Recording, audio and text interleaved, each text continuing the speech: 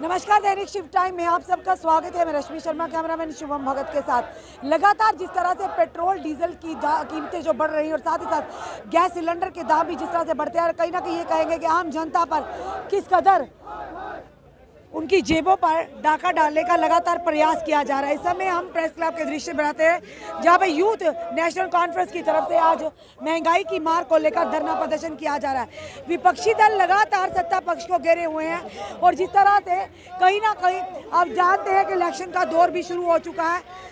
सियासी गलियारों में भी लगातार हलचल देखने को मिल रही है। केंद्रीय मंत्री भी जम्मू का आगमन कर रहे हैं। आवाजाही शुरू हो चुकी है और कहीं ना कहीं हर सियासी पार्टी अपनी मजबूती दिखा रही है कि किस तरह से अलग अलग पार्टियों में लोग जो शामिल हो रहे हैं और लोग ये भी दावा कर रहे हैं नेता के आने वाले समय में हम जनता के लिए काम करेंगे जिस तरह से पहले कर सकते हैं कि आज का प्रदर्शन महंगाई को लेकर ये हमारा नहीं, ये पूरी जो जम्मू कश्मीर नहीं पूरे देश भर में जो महंगाई की मार भारतीय जनता पार्टी की सरकार की तरफ से हो रही है, ये उसके लिए आज यूथ नेशनल कॉन्फ्रेंस को ये कदम उठाना पड़ा। क्योंकि ये सरकार जो है गुंगी बैरी सरकार, आंखें बंद की हुई है इन्होंने। इनको लोगों का दर्द नजर नहीं आ रहा, इनको ये पता नहीं चल रहा कि कैसे जो एक गरीब इंसान जो जिसकी दिहाड़ सिर्फ 500 रुपया है वो कैसे 1000 रुपये का सिलेंडर लेकर अपना रोजमर्रा की चीज का अपना गुजारा कैसे करेगा। पर शर्म नहीं आती इनको, ये दिन पर दिन अपने जो दाम है बढ़ाते जा रहे हैं। जब इलेक्शन होते हैं तब इन दामों को वो कम कर देते हैं, जैसे इलेक्शन के रिजल्ट आते हैं इनको ये बढ़ा देते हैं। क्रूड ऑयल क्या क्रूड महंगा हो गया है, इसलिए महंगा हुआ है। क्रूड ऑयल तो पिछले जब यूपीए की गवर्नमेंट थी तो तब भी इससे महंगा गया हुआ था, लेकिन पेट्रोल तब भी हमें सस्ता मिल रहा था। आज क्या हो गया इतना? आज ये तर्क तब ये कह रहे थे बड़ा महंगा है, आज ये कह रहे हैं कि देश हित के लिए दे रहे हैं। ओ भाई, देश हित के लिए एक ही बार हमसे पैसे ले लो, फिर कर दो 200 रुपया।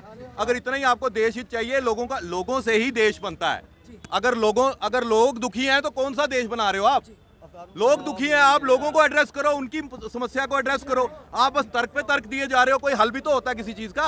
हल कोई नहीं देना है, सिर्फ तर्क देने हैं इन्होंने। क्या था कि अच्छे दिन आएंगे, क्या लगता है? हाँ, बहुत अच्छे आ रहे हैं। आपको दिख रहा है ना अच्छे आ रहे हैं। आप भी गृहिणी, आप अपना घर चला रही है ना, आपको दिख रहा है अच्छे दिन आ रहे हैं। सिलेंडर दिया, सिलेंडर भरेंगे कैसे जी? भरना कैसे है? सिलेंडर पकड़ा दिया, ये तो वो बात हो गई। आर्मी को बंदूकें पकड़ा दी हैं, गोलियां है नहीं है चलाने के लिए, तो क्या करेगी आर्मी भी? उसको क्या करना है? रानी जी पहले जब गैस के सिलेंडर बढ़ते थे तो रोडों पे आती थी, आज कहाँ पर है वो? आज बीजेपी के लीडर कहाँ हैं जो मनमोहन सरकार को रोकते थे? आज वो लीडर कहाँ पर हैं? क्योंकि या एक सिलेंडर सब्सिडी देने से वो तो सब्सिडी भी बंद कर दिया।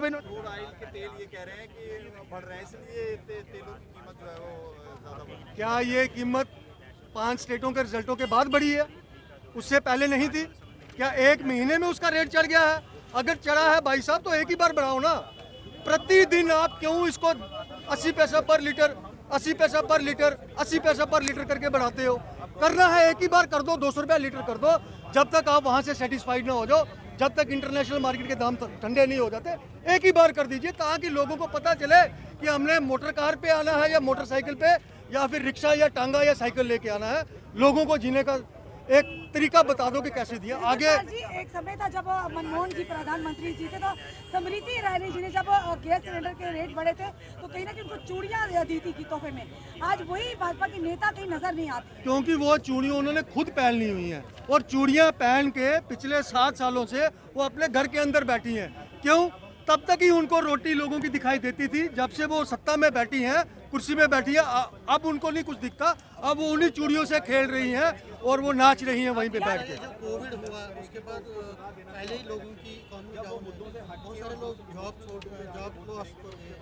अब इन हालात में जैसे तेजी से बढ़ रहे हैं और गवर्नमेंट ये कह रही है कि जो यूक्रेन रशिया का जो कॉन्फ्लिक्ट है उसकी वजह से बढ़े हैं, तो आपको लगता है कि कुछ राहत देना चाहिए जो ड्यूटी है? मैं आपको ये चीज़ बता देना चाहता हूँ। अभी आपने जम्मू कश्मीर में भी देखा होगा कि इन्होंने 5-5 किलो राशन बांटने के अपने चर्चे जो हैं पूरे देश भर में दिए हैं। 5-5 किलो राशन बांटकर इन्होंने अपने आप को एक हीरो बनाया और उसी दूसरी तरफ गैस सिलेंडर को 1000 से ऊपर कर दिया, पेट्रोल डीजल के दाम 100 से ऊपर कर दिए। बात करूं कोविड की, क्या 5 किलो राशन, मैं आप ही से पूछता हूं, आपका परिवार कितनी देर तक चलाएगा उस 5 किलो राशन को? अगर जब कोविड के बाद हमारा ये माहौल जब ठीक हुआ, क्या उनको 5 किलो राशन के बाद अचानक से इनकी कीमतों को बढ़ाना चाहिए था या कम करना चाहिए था? समझ नहीं आती कि जब 5 स्टेटों के इलेक्शन हुए तब पेट्रोल के दाम कैसे सस्ते हो गए और उसके बाद अचानक से पेट्रोल के दाम प्रतिदिन बढ़ते जा रहे हैं। ये एक बीजेपी का एक अपना एक मैनिफेस्टो है, रेट को बढ़ना पॉलिटिकल स्टैंड नहीं है, ये बीजेपी का मैनिफेस्टो है। ये उनका एक मैनिफेस्टो है जहां हम लोग अपने लोगों से ये बोलते हैं कि हम उनकी इस तरह से हेल्प करेंगे, वो लोगों को बेवकूफ़ बना के बोलते हैं और उसके बाद कहीं भी नज़र नहीं आते।